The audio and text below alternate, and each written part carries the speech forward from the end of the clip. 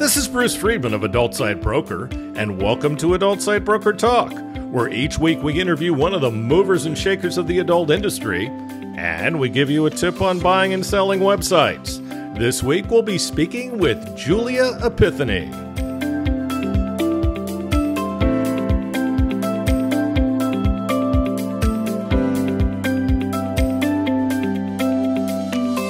Adult Site Broker is proud to announce the launch of our new website at adultsitebroker.com. We've added some enhancements to the site, such as FAQs and a complete new platform. The look and feel of the new site are nice and up to date. The new site also has links to our marketplace and affiliate program. Plus, don't forget ASB Marketplace, the first platform where you can buy and sell adult sites and domains for free.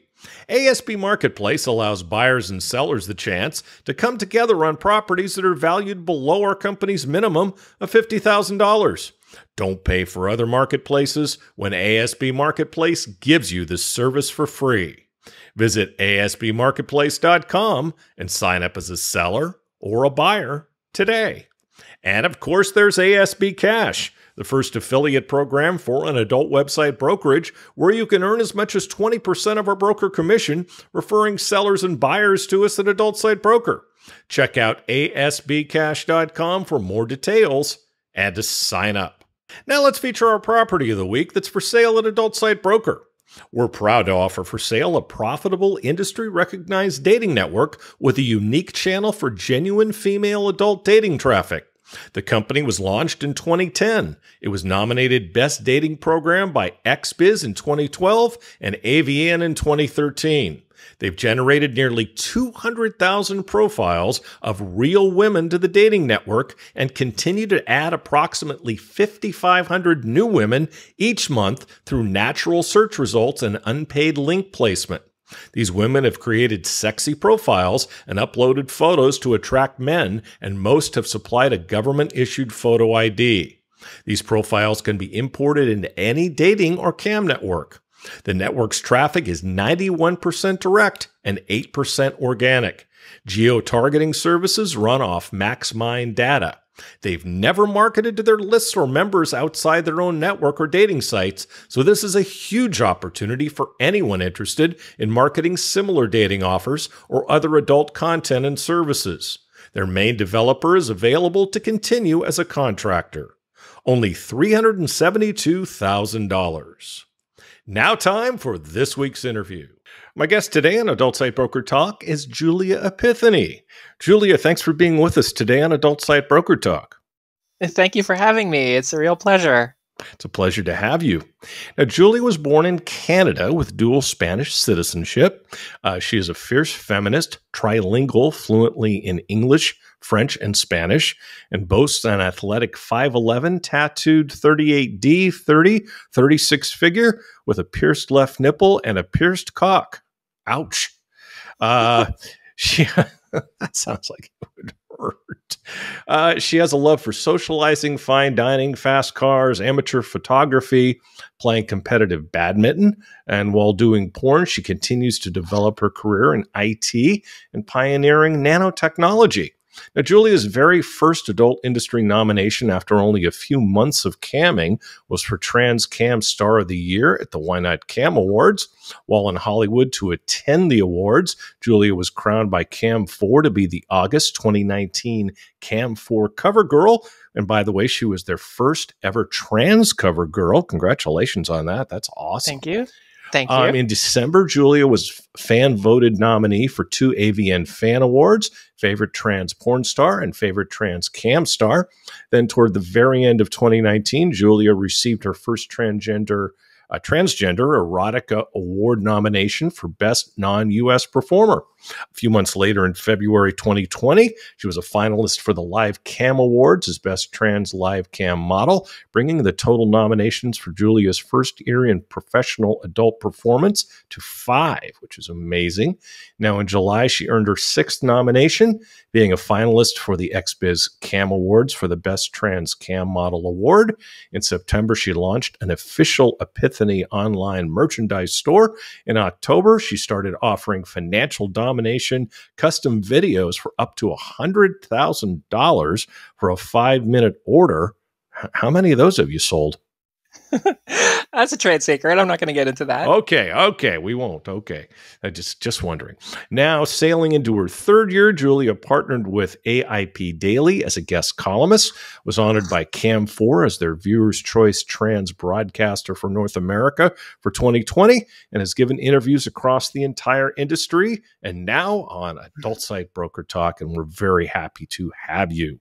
Now, what was it like to go from the world of tech into the world of porn? That's a good question. I get asked that pretty frequently. I mean, it was a big jump. I got to say, I'd spent many years in the amateur fetish world. Here in Montreal, we have a very vibrant fetish community. We have every year, or at least prior to COVID, the Montreal Fetish Weekend that is, I would say, even world renowned. They have people fly in from all over Europe, United States, Latin America. Yep. And I participated as just an amateur model, several times for different designers, latex designers. In my private life, in Montreal, we have also a very vibrant culture here, very open, sexually, in just like, embracing, pride, for instance, the gay pride. We have a huge pride parade here every year. I'm from San Francisco. I know about pride parades. Yeah, for real, right? Yep. Prior to jumping into professional adult entertainment, I hadn't really engaged too much with the professional community. I had an idea, you get to know some of the players, some of the names, but really being in front of the camera, coming from basically the private sector, the private, where people kind of don't know who I am, as a public figure or whatever.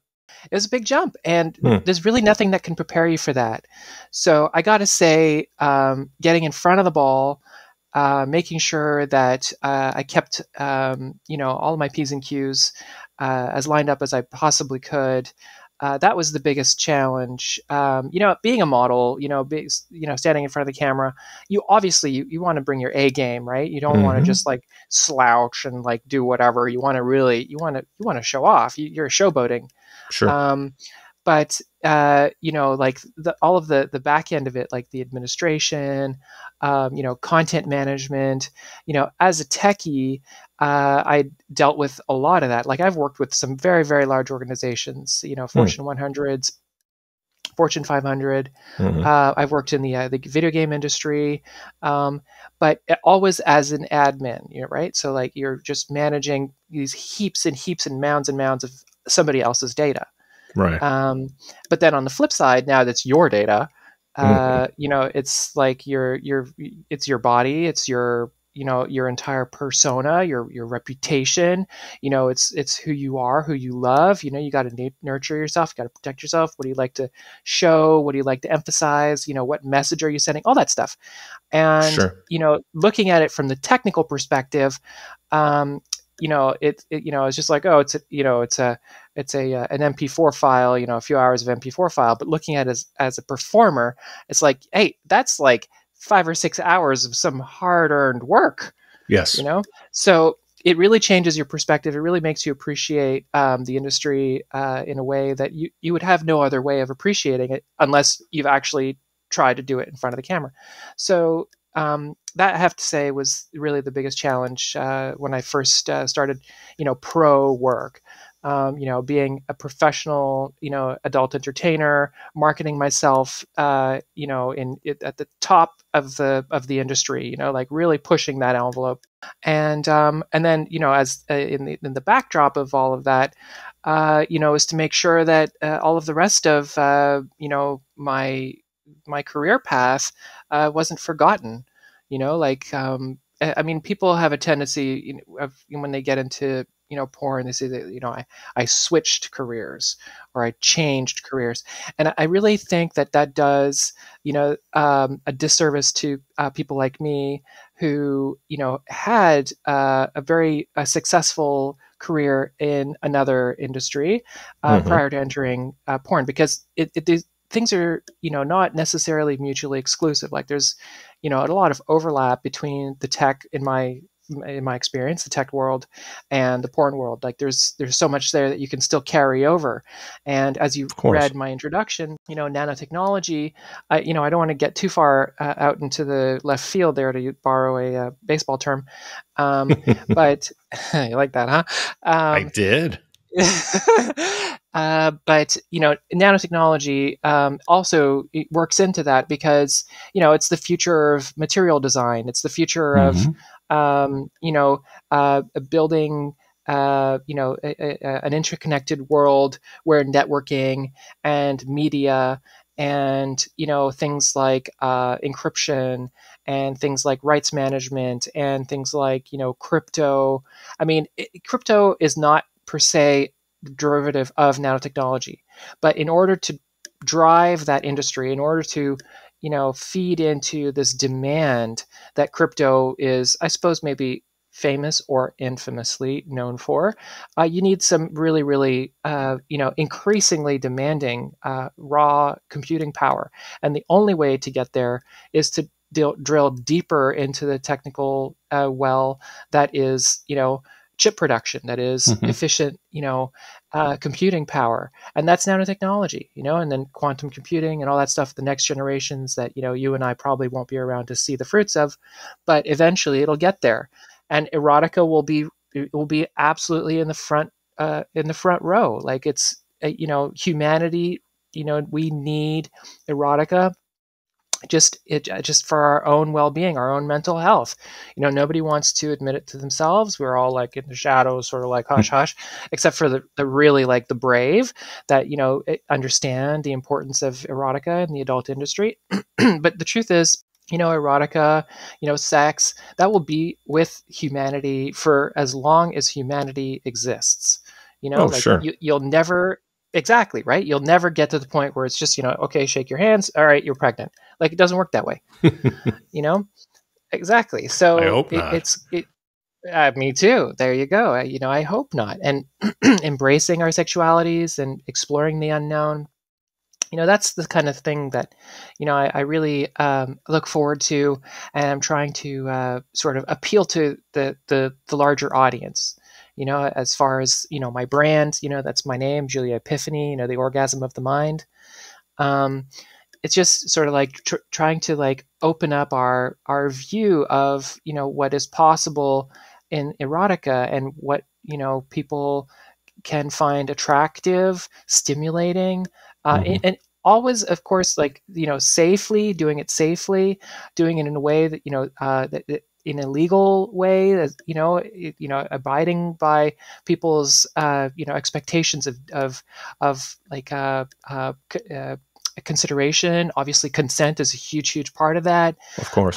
Different areas of the world have different, perspectives on what they think is erotic or not. So you have to try to respect that as much as you can, right? So, so that's the whole sort of like package of what is, Julia Epiphany, and how I'm trying to bring, my tech knowledge and the perspectives of technology, like, in the tech world, there's the GDPR, which was huge, that, the whole world sort of had to wrap their head around, protection of privacy.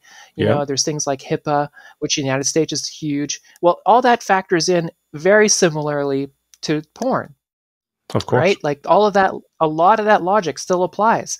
And if you don't have firsthand knowledge of the implications of all that stuff, in the tech world and how deep those topics go, you wouldn't necessarily be able to like make that, parallel in porn. Right. And I have firsthand knowledge. So I'm happy to share that. And I really enjoy sort of, chewing the fat, no pun intended, on all of those topics and really kind of hashing it out and seeing how all that stuff, affects the adult industry. Sure, sure. Now, you didn't make it physically this year, but how did you enjoy the Why Not Awards when you attended? I thought they were fantastic.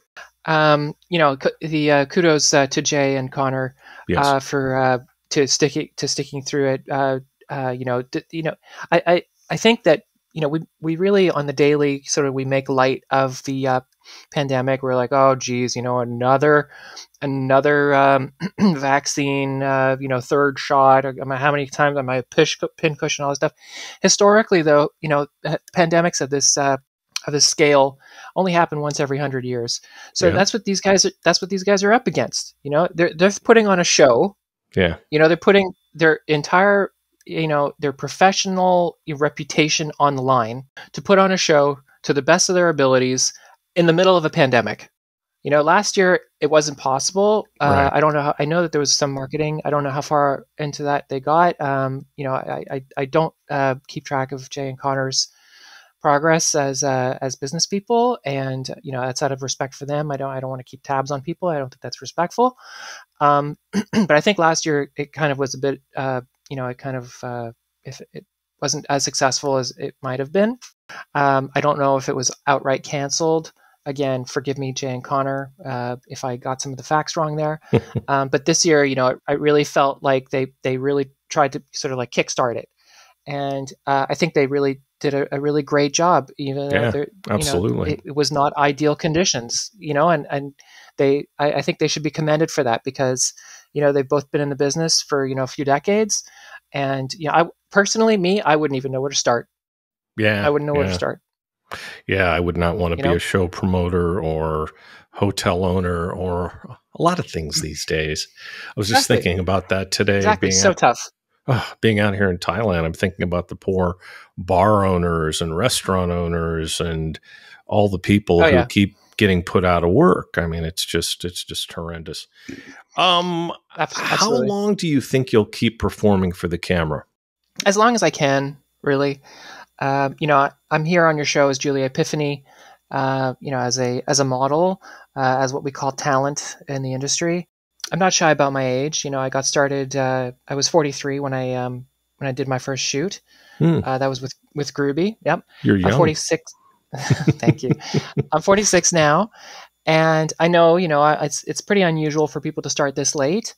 I do have a few years. I won't say decades plural. I think it's a bit of a stretch. Although I did do sort of like, a bit of an erotic shoot, very very experimental in the late '90s.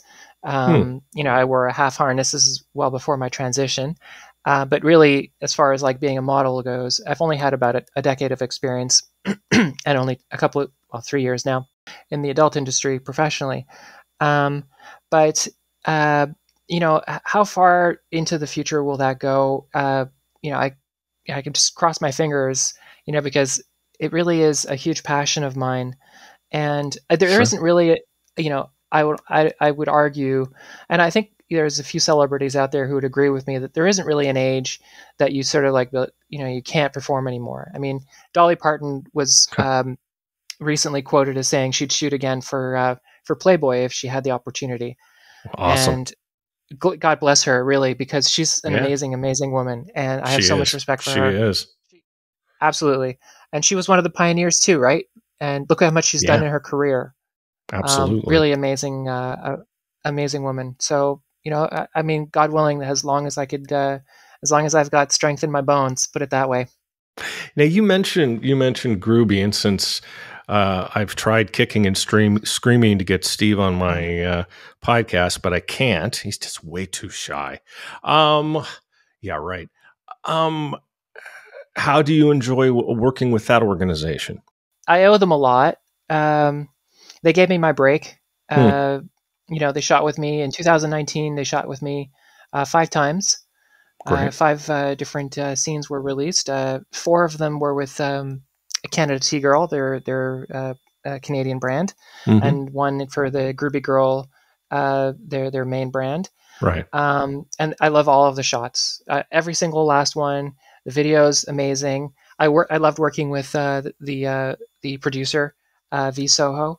I connected with him. We met up very, very briefly in the summer, so he could pass me my courtesy DVD. I'm on 2 DVDs now. Nice. Thank you. The first one was Northern Nymphs #2, where I was showcased on the spine and on the back. I didn't make the cover of that, but still putting me on the spine, I was really humbled by that. Yeah. And then this last one, Northern Nymphs #4, which was released in the summer, they put me on the cover.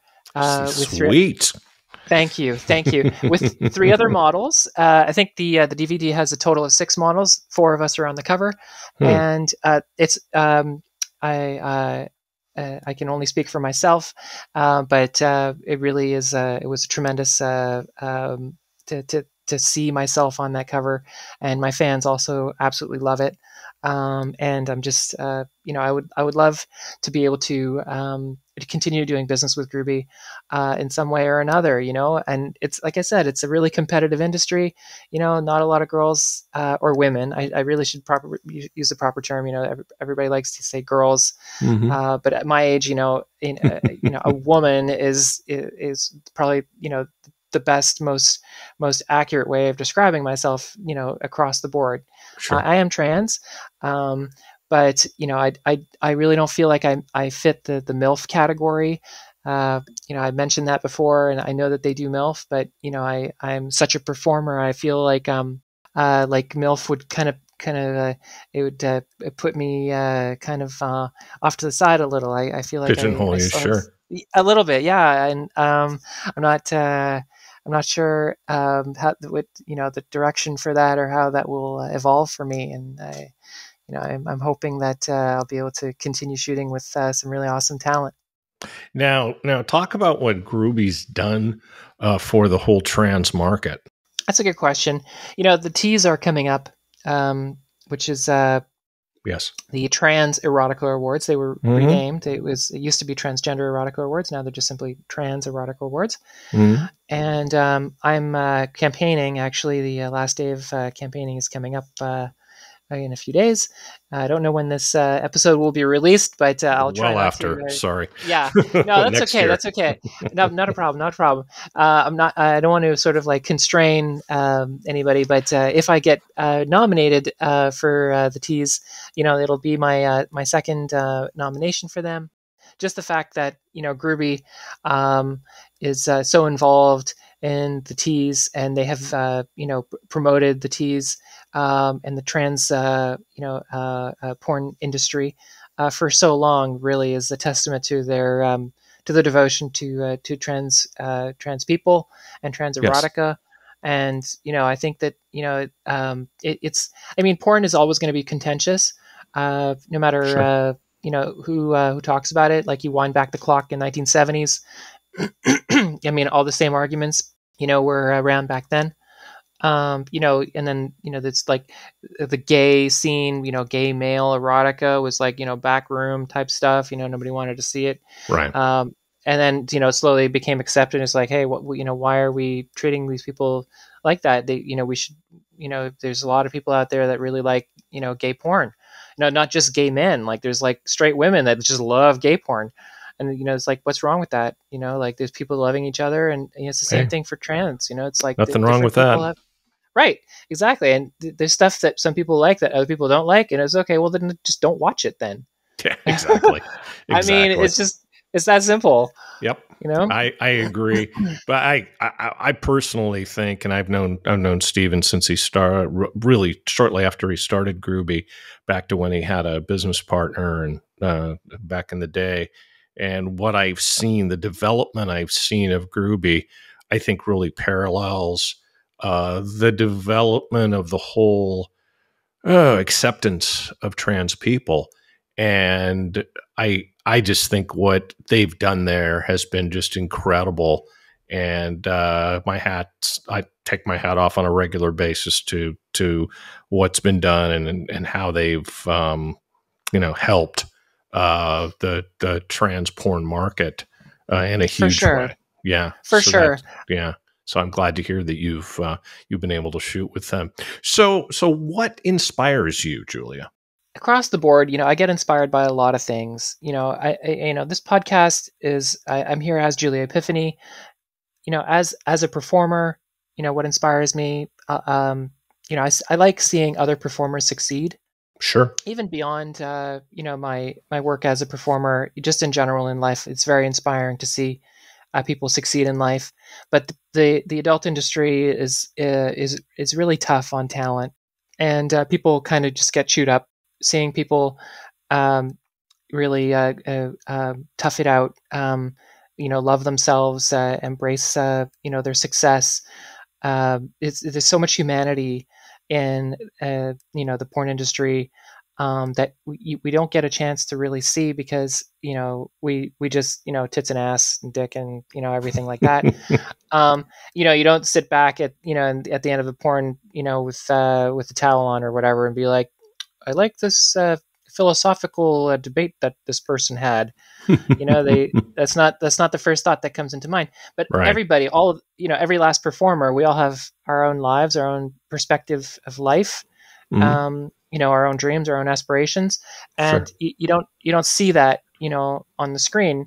But you do when you're a performer and you follow all these people on Twitter, social media in general, listen to their podcasts or interviews or whatever, right. And seeing people reach their dreams and really sort of embrace the things that they wanted to see happen. That didn't make sense. Not embrace them, but rather sort of see the things that they want to have happen mm-hmm. actually come together. Right. I think it's really inspiring, and it gives hope in a whole different way, in a whole different context that you don't get to see very, very frequently. So who inspires you? That's a big question. Like, mm-hmm. there's different ways you can see pornography. You could see us all, as sex workers, different flavors of sex workers. You can also see us as actors and actresses. You mentioned you're in Thailand. Mm-hmm. If we really, fan out what it means to be an actor or an actress. Way early in my transition, there is a Thai public figure, very, very well known, by the name of Non Tung. Okay. She's transgender, and she became an actress, but she started her career as a Muay Thai boxer. I'm sure my wife probably knows who prior she to is. her transition. Yeah. Oh yeah, she's very well known. She became an actress. I think I've heard the name. How does this relate to? Oh, without a doubt. Mm-hmm. She's a huge success story, national treasure, basically. Mm-hmm. She's had movies. Beautiful Boxer is the movie, if I'm not mistaken, of her life. Yeah, sounds familiar. Yeah, her story is really inspiring. I'm inspired by many, many people. Stephen Hawking. Across the board, but like just sure. to focus on the adult industry. As an actress, I don't know if she did any erotica or porn. I know in Thailand, the trans community is very often associated with the sex industry. Yes. And I don't know if Nontun did. So forgive me if I've made that association. Porn is kind of hard to do here, considering the laws. Right. I'm not familiar with that, but it's a lot easier to get by with prostitution than it is with porn. If you get caught with porn, you go to prison. If you get caught with prostitution, you generally get a slap on the hand, just to kind of let you know how it is out here. Got it. Well, either way, I don't know if Nontun ever did prostitution or was it escort, but as an actress, the inspiration of her life, she is on record as having confirmed that she became a Muay Thai boxer to pay for her surgeries. So she's a national champion Muay Thai boxer. Wow. Yep. And she after she left the sport, she transitioned. So it's like she fought for her whole career as and Muay Thai. I mean, everybody Hmm. knows how difficult and Yeah. um, how demanding a sport it is, Ooh, big and time. yeah, it's how brutal it Yeah, is. But they used to have a Mai Tai gym in a condo building where we owned a condo in Bangkok. So I got a lot of I was able to look at the training and things like that. They work hard.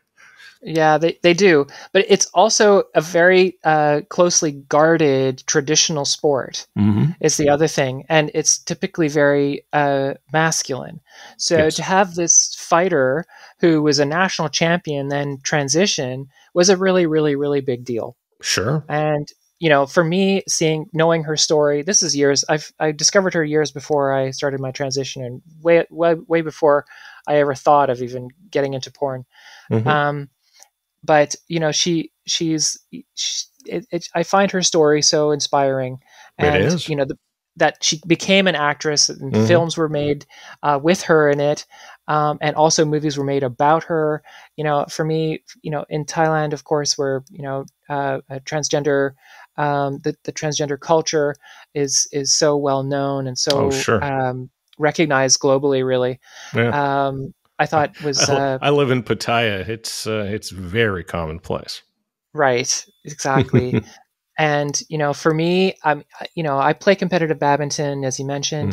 Hmm. It's not a martial sport, but there are a lot of parallels there. It's very fast paced and very hard on the body, and I attribute my good physique now to having played it for many years. Yeah. And again, I'm not by any means a national champion, nowhere near it. Regionally, maybe on a good day, um, but I just as a porn performer, as an adult actress, my persona, the Julia Epiphany, sort of like person, that I hold very dear to my heart. It's still it is an entity that I manage as an actress. Hmm. Okay, I try to make that as clear as I can to all my fans, because there's people, there's a lot of requests, and um, people are under the impression that they can sort of just call me up for a date type stuff, and I have to make that very clear, because I mean, I guess I'm not the only one by any means. I'm Oh, sure sure. people ask for that kind of stuff all the time, and I have to Men's try to yeah, emphasize, men's fantasies tend to run wild. that's the thing, but that's sort of what you're selling, right? It's Hollywood. It's It's like, what you're selling, but it can also cause problems. that's right, that's right. That's why it's such a delicate topic. It's so difficult to navigate. But at the end of the day, we're actresses, or many of us are actresses, Hmm. and in that sense, there's a lot of actors and actresses out there that I really look up to. Some that started in porn, and others did not, and they found their own life path. And I find those types of stories really um, really inspiring, for sure. Absolutely. What do you love the most about the adult industry? That's a good question. Um, I know I I would asked it. say, our yeah, um, I guess our the constant appetite for sort of a a different spin on a recurring theme, um, or altogether new themes. Like things that people have sort of recreating a look or recreating a style in a modern or postmodern or futuristic context. Hmm. um, I love how that there's a lot of inspiration there. There's a lot of sort of creativity. The cosplay. I think that's fantastic. I can't Hmm. cosplay. I mean, I've never really put a lot of effort into it, but I see some of the cosplayers out there and the effort that they put into their shows, and it's really amazing. It's really fantastic, Sure. and it's just one small segment of the industry that is so incredibly creative. I Hmm. really I think that there's a lot to be said about the performers that um, put so much on the line to push boundaries and do it, in a way that just you can't help but just like, be mesmerized by their stamina, Sure. mental stamina and physical stamina. It's just it's phenomenal, really. And it's some smaller performers, like their brands that aren't as well known, maybe, as well as the really really big stars, like with the hundreds of thousands of followers. It's across the board. Creativity. Beyond all the politics, creativity is something that you could sort of like zero in on, and be like, wow, this person just they love who they are, or they love developing their brand, or connecting with their fans, or just living life. It's I really like that about the industry. Sure. Do you really want to be the first porn star to shoot a scene in space? Yeah, Okay. I do. Why? I mean, what was it, a month ago? William Shatner. Yes. Was he's the first. I think he's not octogenarian. He's 90, so noventenarian. Anyway, he was in space. He attained. I don't remember what the minimum is. Yeah. Right, exactly, for 10 minutes. Yeah. And he's 90, and if we all look back, Star Trek as a series also pioneered some really really important perspectives that persist even today. I mean, there's still new Star Trek episodes, with Sir Patrick Stewart playing Captain Picard. So many. Jerry Ryan, who's come back also, who I totally have a huge crush on. William Shatner, who's also from Montreal, by the way. There you go. Yeah, little name drop there. Indeed. He, love him or hate him, he really pushed the boundaries on that show. And this is before the first moon landing, right? So this is the 60s. Yep. That Star Trek was released, and then the moon landing was 69. Sounds right. The first interracial kiss was on that show on TV between Uhura and Shatner, if I'm not mistaken. Gosh, I hope I got that right. They broke a lot of barriers, and yes. And to come full circle, here he is in outer space. And if the space programs are interested in exploring space, somebody's going to be the first porn star in space. Somebody's going to shoot the first, scene in space. It's gonna be somebody. Right. I'm 46. I have a very strong technical background. Mm-hmm. I know that G-forces to beat gravity can be pretty intense. So I my implants might have to come out or something. I don't know. But I mean, if there's a hat to throw my name into, I'm throwing it in. There you go. I mean, pick me. Why not? Like, hopefully, I think that Jeff Bezos is listening. Hopefully. So, why do you describe yourself as mostly lesbian? It would be inaccurate for me to say that I'm just lesbian, period. I've in my private life, I've been intimate with a few different men on different occasions, and it's not that I dislike being with men. There are some lesbians that really just don't like men at all. I've heard that. Yeah, and I mean, yeah, there's this term like gold star lesbian. A woman that has never slept with a man. And I respect people that feel that they need to identify that way, and there's no problem with that. Recently, there's a huge a lot of controversy surrounding a BBC article about trans women coercing lesbian performers to have scenes with them, and it was a really big deal. It's still going around.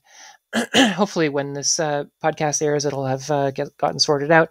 I feel very strongly about that, and I don't want to perform with women that don't want to. Obviously, it has to be copacetic, has to be mutual. Of course. And by that same token, I would feel the same way about men. I don't want to have some guy come up to me and be like, "Oh, you're not a woman until," you know. But at the same Sure. time, I've had some really nice interactions with some really great guys. Yeah. I prefer women. I much prefer the company of women. I much prefer being intimate with women.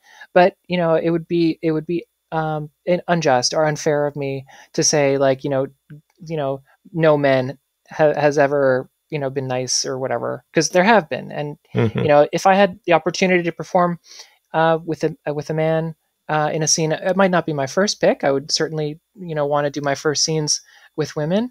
um, but if there was like a threesome scene or like an orgy or something like that, or maybe further down the line when I've had the opportunity to shoot with women, if there was a scene that came up with a guy, I definitely might consider it, and I want that to be, to put that out there, for whoever is listening to the podcast. Or I think Hmm. it's, I just think it needed to be cleared up, basically. Okay. So what sort of porn do you like, and what are your kinks? Oh gosh, I love like snow bunny porn. I think it's so hot. Snow Um, bunny porn. Okay, you got to tell me yeah. what that is. So, I mean, for lack of a better term, interracial porn. You Ah. have a big black bull is how they're known, with the snow bunny. Hmm. I think that's super super hot. I mean, it's straight sex, so it's almost always a male, a black guy with a white woman. Hmm. But I think what really turns me on about it is the passion that they have for each other. Like they really connect. There's this like yearning. There's this deep sort of connection that Hmm. I feel I empathize with, because I feel the same way about a mistress. If I were to perform with a demanding, quote unquote, demanding mistress, something like that, and I'd be her trophy wife, that sort of like connection Hmm. is something I really, it really sort of like speaks to me. That really turns me on. I really like that. Orgies also. I think that's super hot. Hmm. Threesomes, and there's a long list. But I also personally I like extreme anal, for myself. That is, I think that's there's I don't know, there's a special sort of desire or hunger in me for some reason, about that, and I can't get enough of it. Those are a couple of things that really that kind of I find myself going back to, recurring themes. Okay. Now, will we ever see an autobiography or a memoir from you? That's a good question. That my one of my fans actually recently offered to do my memoirs, and I think Nice. that, yeah, I thought that was so touching. I was like, wow, I never thought of that, and I'm like, geez, I mean, I guess I got to start thinking that way, or Sure. I don't know. I mean, I would love Sounds to. like it would be very interesting. I thank you. I would try to make it interesting. I would try to sort of like keep it as concise as possible, because I mean, I've had a lot of adventures in my life. Not to say everybody else hasn't, but I'm pushing 50 at this point, and I'd like to sort of like be able to sum it all up in some way that could offer future generations Hmm. some inspiration, or sort of Sure. something to draw from. Do you Uh, know? Do you know Coral and Jewel? I'm not. I can't say that I do. Yeah, you too. I should connect you too, because she just I think she just finished her second book, and that's somebody you should definitely get to know. Wow. She also started into porn later in life. So yeah, I think you guys would hit it off really good. Cool, cool. Yeah, I mean, sure. It sounds. I mean, I trust you. You're really down to earth, or at least that's Thank my you. impression so far. I try. And yeah, if you want to put us in touch, I would love I to will. I will. from She's them. she's been on the podcast twice. So Okay. yeah, I don't have repeat people unless they're very interesting and very popular. And Oh, got it. Okay. she's definitely got it going on. So. Message received, I guess then. All right. Hmm. Well, it was nice Hmm. to know you, Bruce. No, I'm kidding. So, what do you like to do for fun? I mean, I love badminton. I think it's a great sport. I'm sorry. Badminton. Yes. Yes. Yeah, in Western culture, in the Americas, it has bad rap. Sort of, it's kind of people are criticized for sort of like being wimpy and all this business. But I have a very, very deep respect for badminton. It's kind of a cross. Beach badminton and competitive badminton are very, very different. It's kind of like biking to the corner store versus competitive cycling. It's the same. It's a bicycle, okay, but it's very, very different demand on the body. And in Asia, badminton is very renowned or with a high regard, high esteem. In Europe too, I think the Americas, we owe it to ourselves to sort of like step up a little in that arena. We are competitive to a certain degree, but not nearly like they are in basically the rest of the world. And it's kind of a cross between fencing and gymnastics. It's very, very fast. It's the fastest racket sport. Oh yeah, sort of. They clock smashes at something like 200 or 200 plus kilometers per hour. Yeah, I watched a bit of it in the Olympics, and it was very good. Yeah, it's great. It's really great fun. I love to play it. It's been a lifelong passion. I hopefully when COVID lifts, I had a coéquipier in French. I don't want to say teammate because we weren't on the same team per se, but someone who would who play at a gym recently reached out to me asking if I'd found a new place to play it, and I unfortunately I haven't, because COVID is it's still affecting all public spaces in that sense, and I would love to get back on the courts. I bet. But other than that, what do I like doing? I mean, I like going on bike rides. I like watching TV, watching movies. I'm kind of I like to I read a lot online. I keep my technical skills sharp. I also play video games. I play Fortnite, for crying out loud. It's just, I mean, it's one of the most popular, 300 million players worldwide or something like that, something crazy like that. And it's a lot of fun. So, I do that too. I try to keep things diverse. Very good. Well, hey, Julia, I'd like to thank you for being our guest today on Adult Site Broker Talk. And I hope we'll get a chance to do this again really soon. It was a real pleasure, Bruce. You're a really fantastic host, and I hope I get to enjoy another podcast episode at some point. So feel free at any time. I look forward to it. My broker tip today is part 1 of how to buy a site. The first question to ask yourself is, what kind of site would you like to buy? Would you like a tube site, a cam site, a dating site, a membership site, a social media site, or something else? If you want to buy a membership site, what type of site do you want and what niche? There are literally hundreds of niches and many sub-niches. For instance, let's say you want to buy a gay site. Under gay, there's bears or mature, bareback, Asian, Latino, amateur, bi, black, Euro, and fetish, along with many fetishes under that classification. Plus, there's hardcore, jocks, porn stars, solo, trans, twinks, and uniforms. Straight has even more sub-niches. I can't tell you how many people contact me and just say, I want to buy a site, or I want to buy a porn site. I need more information than that. How you make this decision should be based on these factors. What interests you? What you enjoyed should definitely play a part in what you buy. If you like men and want to make money on a straight site, that's probably a really bad idea. Same thing if you're straight and want to buy a gay site. So what you like plays a part. What's your budget? This is something you need to establish at the very beginning. Not only do you need to know what it is you're working with, but some classifications of sites are more expensive than others. For instance, if you want a cam site with any traffic or revenue at all, you're going to need a lot of money. In fact, to buy any established site will be somewhat expensive. If you buy a site that's pretty much just a platform without traffic or sales, you're going to need a huge investment to build it up. In that case, it might actually be as good or better just to start your own site. That way you get exactly what it is you're looking for. We'll talk more about this subject next week. And next week we'll be speaking with porn actress Lily Craven. And that's it for this week's Adult Site Broker Talk. I'd once again like to thank my guest, Julia Epiphany. Talk to you again next week on Adult Site Broker Talk. I'm Bruce Friedman.